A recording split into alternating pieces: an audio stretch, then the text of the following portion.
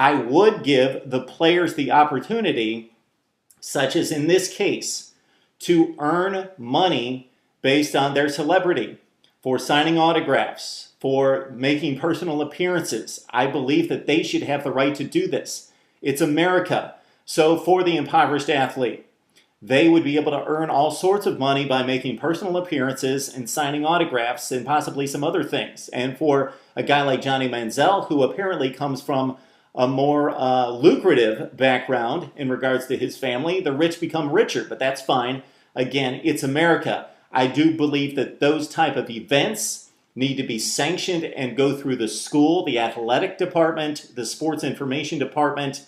Certainly that there needs to be a tight rein on place and timing and people involved. Otherwise, you have boosters involved, you have other people involved that are not the best element involving the student athlete. That's number two. You can pay and benefit from celebrity under certain restrictions. And number three, going back to the case of Terrell Pryor and DeVere Posey, Boom Herron at Ohio State, I believe that players are given trophies and awards to be kept, not to be sold. I understand that it's theirs to keep and they own it now, therefore they should be able to turn around and sell it.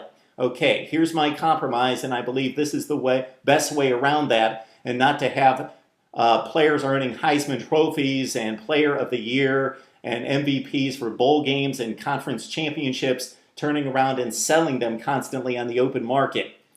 You award it to that player. It's supposed to be cherished by that player. Okay, every player treats awards differently.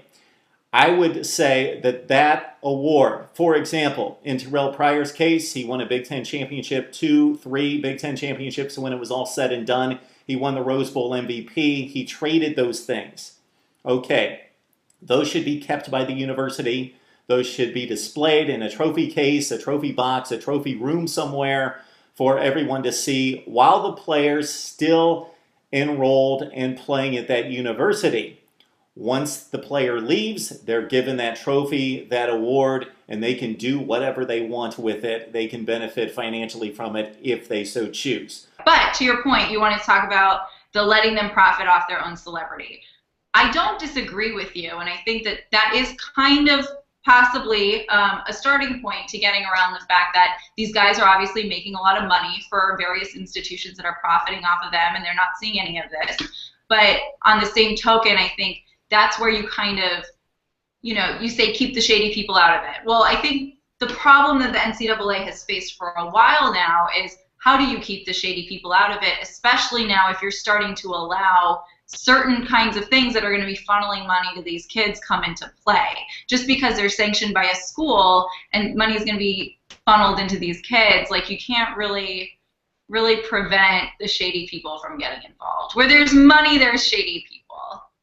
Understood. I've got an ideal life perspective there, and if it would work, but it probably wouldn't because, yeah, it's impossible for schools to filter out those kind of individuals because once you sanction those kind of events, yeah, it's great that Johnny Manziel is going to make $4,000 at the local car dealership this afternoon signing autographs, but you know what? If he signs them for this booster over here tonight, he's going to rake in $75,000. So he's still going to do that too. So I do get it from that perspective, but it just seems almost criminal that these guys are the only guys basically in America. If you're a flutist, if you're a concert flutist major at a university, I think you can probably pick up an extra dime or two on the side playing for some local orchestra.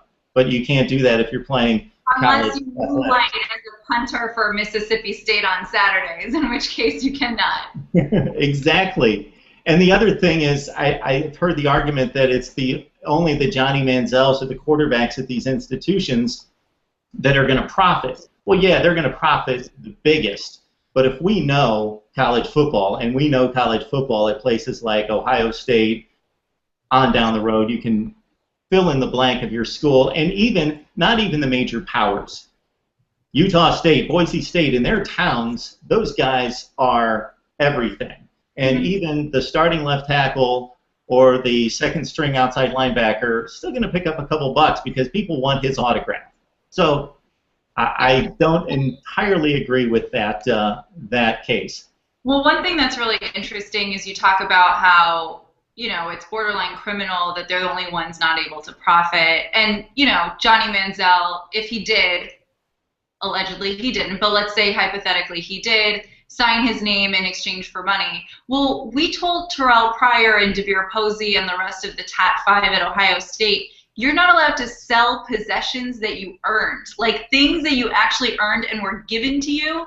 Technically, they're not yours. We told them that we told them that they're yours. You earned them. This is your property, but you don't have full reign over what you do with property that we gave you. I think the way to correct that, Elika, is to basically give them to the athletes, but say we're going to put them in this trophy case over here. So yes, you won the Rose Bowl MVP, and it looks really nice. It's got your name on it. And when you complete your eligibility, you can take it with you, and you can do whatever you want with it. But right now, it doesn't really look good for guys to be trading trophies and memorabilia for tats at 19, 20 years old when they just won it like 3 weeks earlier. It kind of defeats the purpose of the sanctity of winning a Rose Bowl or winning a conference championship. And so I get it. Yeah, it's theirs. It's given to them. They earned it. I would think kind of splitting it down the middle in regards to the argument, I would go with that. That would be my solution. Yeah, well, and I mean, you know, that just kind of goes back to the earlier point of something is only valuable to someone who values it. So it is a shame that they didn't value these things that they earned more than they did a tattoo, or to, you know, maybe in some cases give money to their family, or something in between in terms of the morality scale there. But it's sad that they didn't value it, but you know what? People value different things, and if it didn't mean that much to them and it was something that was given to them, I guess I just find that a really difficult argument to make, that they shouldn't be able to sell property that they've earned.